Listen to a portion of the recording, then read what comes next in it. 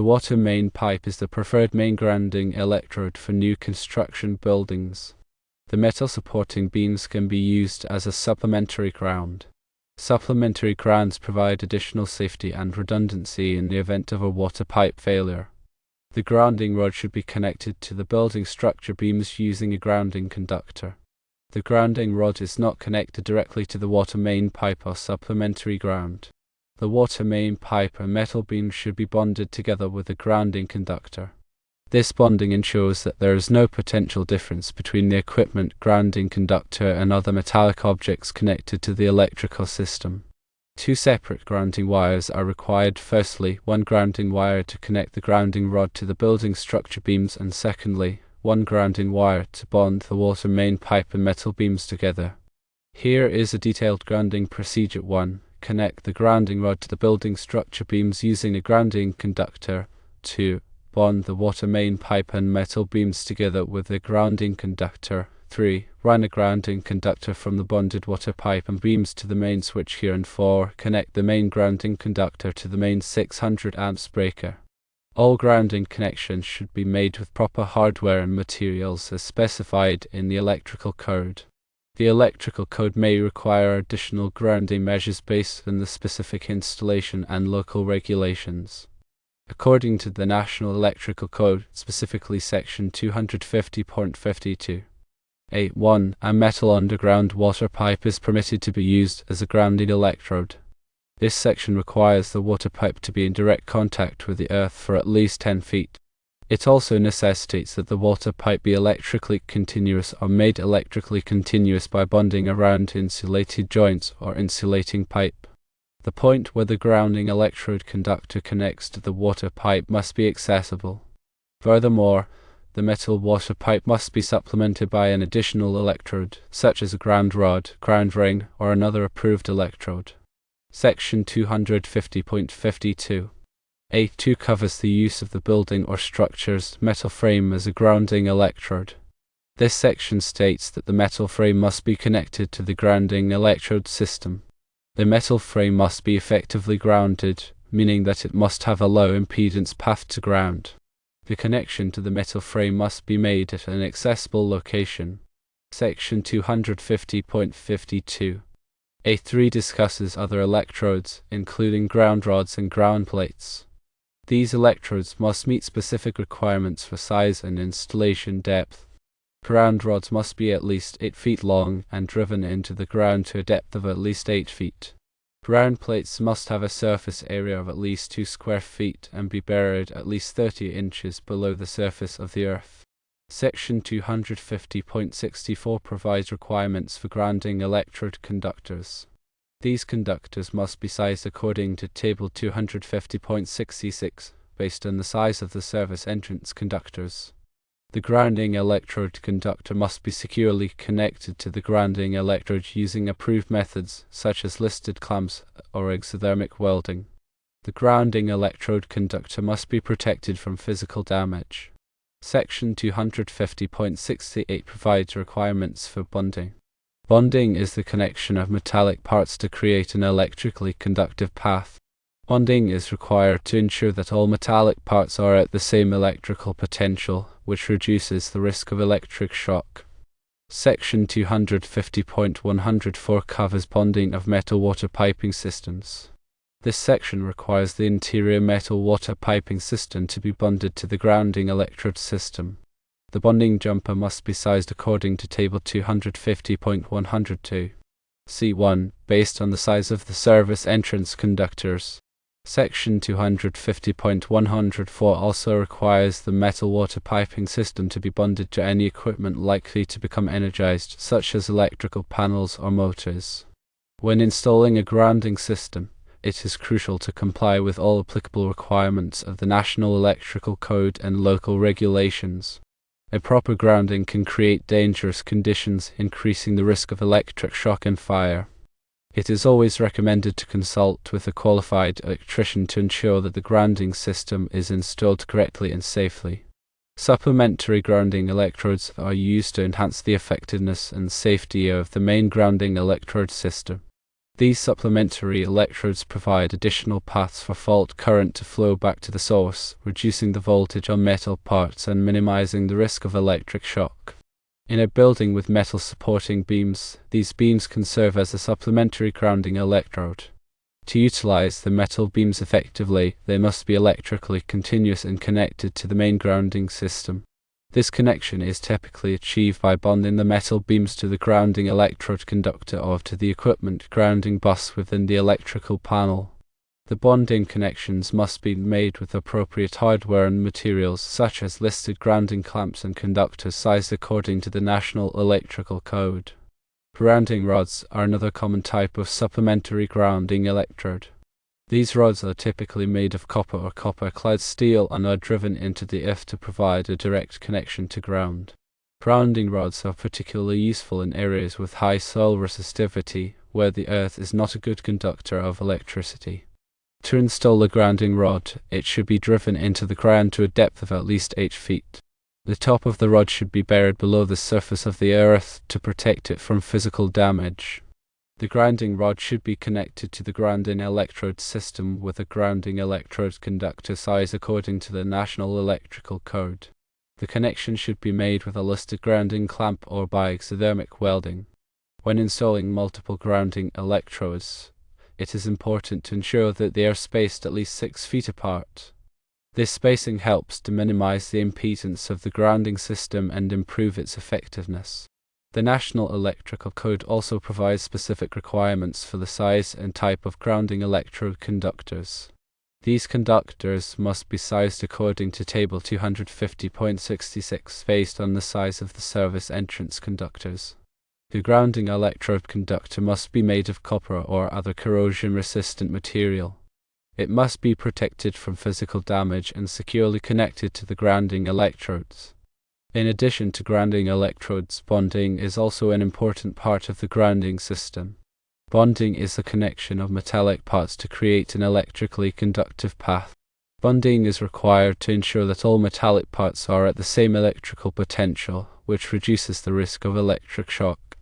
Metal water piping systems must be bonded to the grounding electrode system. This bonding helps to prevent the water pipes from becoming energized in the event of a fault.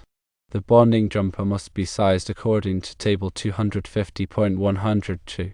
Seat 1, based on the size of the service entrance conductors. The bonding jumper must be connected to the water pipe on the street side of the water meter. The grounding rod is not directly connected to the water main pipe or the supplementary ground provided by the metal beams. Instead, the grounding rod serves as an independent grounding electrode that is connected to the building's grounding system through a grounding electrode conductor. This arrangement ensures that the grounding rod provides an alternative path to ground in case of a fault or failure in the water main or building steel grounding systems. The water main pipe and metal beams are bonded together with a grounding conductor to create an equipotential plane. This bonding ensures that there is no significant voltage difference between these metallic objects, reducing the risk of electric shock if someone comes into contact with both simultaneously. The grounding conductor used for bonding should be sized appropriately based on the size of the service conductors, as specified in the National Electrical Code. The connection point should be clean and secure to provide a low impedance path for fault current. The water main pipe is connected to the building's grounding system through a grounding electrode conductor. This conductor connects the water main to the main grounding bus in the electrical panel, providing a direct path to ground for any fault current that may flow through the water pipe. The connection should be made on the street side of the water meter to ensure that the entire water piping system is grounded. The metal beams are also connected to the building's grounding system, typically through bonding jumpers connected to the grounding electrode conductor or the equipment grounding bus. This connection ensures that the metal beams are at the same electrical potential as the rest of the grounding system, reducing the risk of electric shock. 2 separate grounding wires are generally required to ensure proper grounding and bonding. One grounding wire connects the grounding rod to the building structure beams, providing a direct path to ground for the grounding rod, and 2, a separate grounding wire bonds the water main pipe and metal beams together, creating an equipotential plane and ensuring that there is no significant voltage difference between these metallic objects. Here's a detailed grounding procedure. Step 1. Connect the grounding rod to the building structure beams using a grounding conductor. This connection provides a direct path to ground for the grounding rod and helps to ensure that the building steel is properly grounded. Step 2. Bond the water main pipe and metal beams together with a grounding conductor. This bonding creates an equipotential plane and ensures that there is no significant voltage difference between these metallic objects. Step 3. Run a grounding conductor from the bonded water pipe and beams to the main switchgear. This connection provides a direct path to ground for the water pipe and beams and helps to ensure that the entire grounding system is properly connected. Step 4. Connect the main grounding conductor to the main 600 amps breaker. This connection provides a direct path to ground for the entire electrical system and helps to protect against electrical shock and equipment damage. All grounding connections should be made with proper hardware and materials as specified in the electrical code. This includes using listed grounding clamps, connectors, and conductors of the appropriate size and type. Proper installation techniques should also be followed to ensure that the connections are secure and reliable. The electrical code may require additional grounding measures based on the specific installation and local regulations. This may include the use of additional grounding electrodes, bonding jumpers, or other grounding devices to ensure that the grounding system is adequate for the specific application. It's always a good idea to consult with a qualified electrician or electrical engineer to ensure that the grounding system is properly designed and installed. In summary, the main grounding electrode for a new construction building is typically the water main pipe, supplemented by the building's metal structure. A grounding rod serves as an additional electrode connected to the building steel but not directly to the water main. Bonding ensures all metallic components are at the same potential, and separate grounding wires are used for the grounding rod and for bonding the water main and metal beams. The grounding system must comply with the National Electrical Code and local regulations, using proper hardware and installation techniques to ensure safety and effectiveness. Always consult a qualified electrician for proper design and installation. The water main should be supplemented by an additional electrode such as the building steel or a ground rod. Section 250.53 D requires that all grounding electrodes that are present at each building or structure be bonded together to form the grounding electrode system. This ensures that all available grounding electrodes are used to provide a low impedance path to ground. The National Electrical Code provides detailed guidelines for grounding and bonding electrical systems, and it is essential to follow these guidelines to ensure the safety and reliability of the electrical installation. Grounding helps to protect people and equipment from electrical shock and damage, while bonding ensures that all metallic parts of the electrical system are at the same electrical potential, reducing the risk of electrical shock. Bonding also helps to reduce electrical noise and interference, which can improve the performance of sensitive electronic equipment. The size of the grounding and bonding conductors is determined by the size of the service entrance conductors, as specified in Table 250.66 and Table 250.102. C1 of the National Electrical Code. These tables provide the minimum size of the grounding and bonding conductors based on the size of the service entrance conductors. It is important to use the correct size of grounding and bonding conductors to ensure that the grounding system is effective. The grounding electrode conductor should be connected to the grounding electrode using a listed connector or by exothermic welding. The connection should be made in a manner that ensures a permanent and reliable connection. The grounding electrode conductor should be protected from physical damage. The bonding jumper should be connected to the metallic parts using listed connectors or by exothermic welding. The connection should be made in a manner that ensures a permanent and reliable connection. The bonding jumper should be protected from physical damage. The National Electrical Code also provides requirements for the installation of ground rods. Ground rods should be installed at least 8 feet deep and should be spaced at least 6 feet apart. The top of the ground rod should be flush with or below the surface of the earth. The grounding electrode conductor should be connected to the ground rod using a listed connector or by exothermic welding. The connection should be made in a manner that ensures a permanent and reliable connection. The grounding electrode conductor should be protected from physical damage. The National Electrical Code also provides requirements for the installation of metal underground water pipes. Metal underground water pipes should be used as a grounding electrode only if they are in direct contact with the earth for at least 10 feet.